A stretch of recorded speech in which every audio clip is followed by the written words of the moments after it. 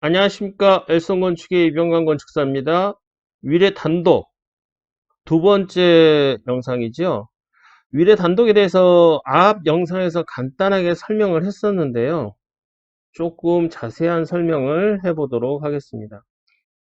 제가 이제 듀플렉스 형태랑 이렇게 두 군데로 들어가서 여기 쓰고 여기 쓰는 듀플렉스 형태랑 그 다음에 들어가서 아래층 한 집, 위층 한 집 이렇게 쓰는 형태를 설명해 드렸어요.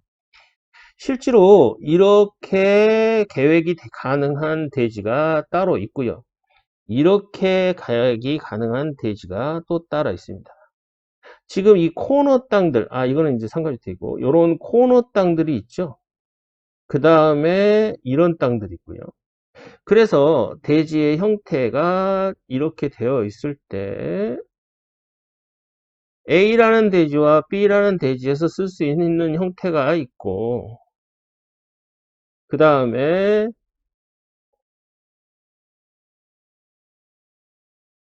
C라는 대지와 D라는 대지에서 쓸 수 있는 형태들이 있습니다. 그래서 여기에 들어가는 계획이 있고요. 그 다음에 이쪽에 들어가는 계획들이 따로 있다. 요거에 대해서 한번 설명을 드리고 싶었고요. 일단은 기본적으로 1번, 2번, 3번, 4번의 계획과 5번, 6번, 7번, 8번의 계획이 다르다. 물론 대지 면적도 중요합니다. 대지 면적이 어느 정도이냐가 또 중요하고요. 그 다음에 시야가 어떻게 확보되느냐. 그죠? 이렇게 확보되는 것과 이렇게 확보되는 것. 이렇게 확보되는 시야와 조망의 방향이 달라요. 이랬을 때 특정 대지 하나에 계획을 하려고 할 때 그 계획이 어떻게 달라지는가를 확인해야 된다. 그렇죠? 그래서 여기다 건물을 지을 때 1층, 2층 이렇게 해서 1, 2, 3세대가 들어가는 형태가 있을 거고 요렇게 지어서 한 세대, 두 세대가 들어가는 형태가 있을 거다. 그렇죠? 이렇게 계획이 되는 형태와 이렇게 계획의 형태가 다르다라는 걸 말씀드리고 싶었고요. 지금 이제 나와 있는 대지들 보면 면적들이 이제 80평도 있고 60평도 있고 70평도 있고 90평도 있어요. 기준층 면적이 43평이에요. 그러면 기준층 면적이라는 건 뭐냐? 대지 면적이 이렇게 100평이 있으면 건물을 지을 수 있는 면적이 50평을 지을 수 있으니까 대지 면적이 86평이면 건물을 지을 수 있는 면적은 43평이다. 요것들이 43평이라면 보통 이제 3룸, 2룸, 한 층에 3룸, 2룸을 넣었을 때 3룸이 보통 저희가 해보면 면적이 약 한 21평에서 24평 정도 돼요. 투룸은 17평에서 보통 21평 정도 됩니다. 그러면 24, 21 합하면 45죠. 그래서 만약에 한 층에 여기에 투룸, 이쪽에 3룸을 넣는다. 그러면 실제로 한 43평이면 들어간다는 뜻이죠. 이거 이제 숫자 싸움이죠. 숫자에 대한 계산의 확률이고, 그 다음에 지금 우리가 여기하고 이쪽은 상가주택 부지이기 때문에 단독 부지에 대한 형태를 확인해야 되고, 그 다음에 여기 이렇게 녹지예요. 이렇게. 그 다음에 이쪽은 도로죠. 예, 그래서 이런 것들을 같이 확인하는 훈련들이 필요하다. 대지 면적과 형태에 대해서 한번 설명을 쭉 해드렸고요. 면적별로, 평형별로 개수들을 좀 확보를 했어요.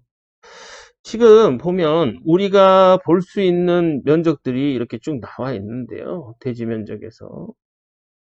잠깐만 요거 색을 좀 바꾸면서 한번 해보겠습니다. 자, 여기 주차 부지가 있고요. 지금 현재 나온 땅들이 조금 달라요. 그러면 입지양호라는 게 있죠. 입지양호. 자, 입지양호라는 건 여기를 입지양호로 봤어요. 그 다음에 이쪽을 입지양호로 봤네요. 주로 코너 땅을 입지적으로 양호로 봤어요. 양호라는 건 이쪽이 녹지에 접해 있고 그 다음에 전면이 도로에 접해 있다. 이 땅도 도로에 접해 있다. 도로에 접해 있다. 그래서 입지 양호. 조망우수 프라이버시 설계 필요. 이거는 이제 특화 설계를 해야 된다는 뜻이에요. 특화 설계를 해야 된다는 뜻은 조망은 우수한데 이 부분에서 특화 설계를 하지 않으면 계획이 잘못될 수도 있다. 그래서 이런 부분들은 특화 설계 대상이다. 이면 조망 검토, 가구수 상세계. 자, 동그라미 녹색으로 표시한 게 이면 조망 검토. 요거 이런 것들이 왜 이면 조망 검토냐? 두 개의 방향으로 조망이 검토되는 곳이다. 그래서 두 개의 방향으로 이렇게 조망이 검토되는 곳이다. 이면 조망 검토다.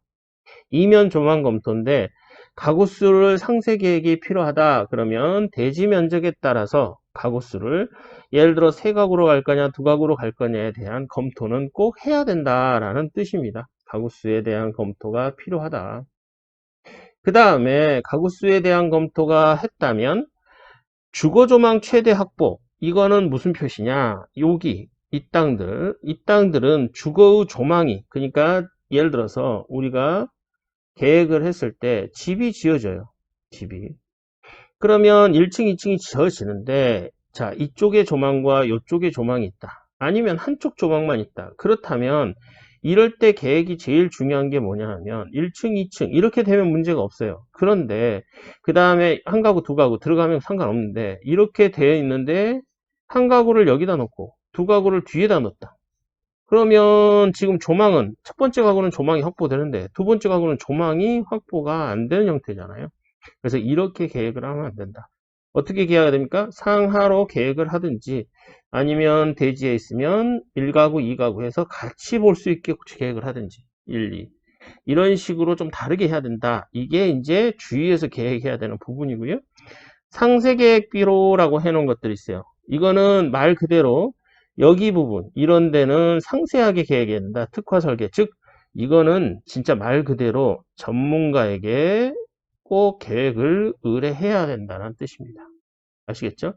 그래서 위치별로, 형태별로, 모양별로 입지 분석이 가장 중요하고 그러한 대안들을 꼭꼭 찾아가는 훈련들이 필요로 하다는 말씀을 드리고 싶어요. 네. 여기 지금 표는 아주 분석을 여러분 나름대로 하셨겠지만 또 저희 회사에 있는 프로그램대로 한번 해봤어요. 평수가 이제 90평, 70평에 따라서 내가 면적들을 어떻게 분포시키는가, 그리고 위치에 따라서 볼 수 있게, 그러니까 위에 블록 번호가 있고 그 다음에 밑에 이렇게 표를 갖다 놔서 서로 이렇게 보완하면서 볼 수 있게 해놨습니다. 엘손건축사 사무소는 건축 설계, 시공, 전문 부동산 개발 회사입니다. 토지 선정에서 사용 승인까지 전 과정을 차질 없이 진행하고 있습니다. 여러분들께서는 이 단독주택에 관심이 있으신 분들일수록 더더욱 특성상 본인의 주관적인 생각이 들어갈 수가 있어요.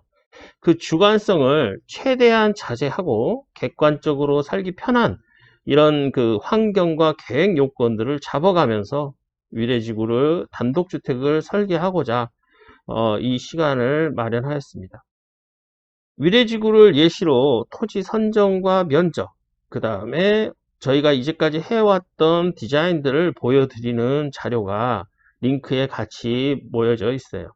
여러분께서 자기만의 집을 가지고 계시다면 또 찾기 위한다면 위례 단독에 대한 상세 설계를 저희와 함께 하시길 강력하게 권해 드립니다. 이상입니다. 다음 영상에서 뵙겠습니다.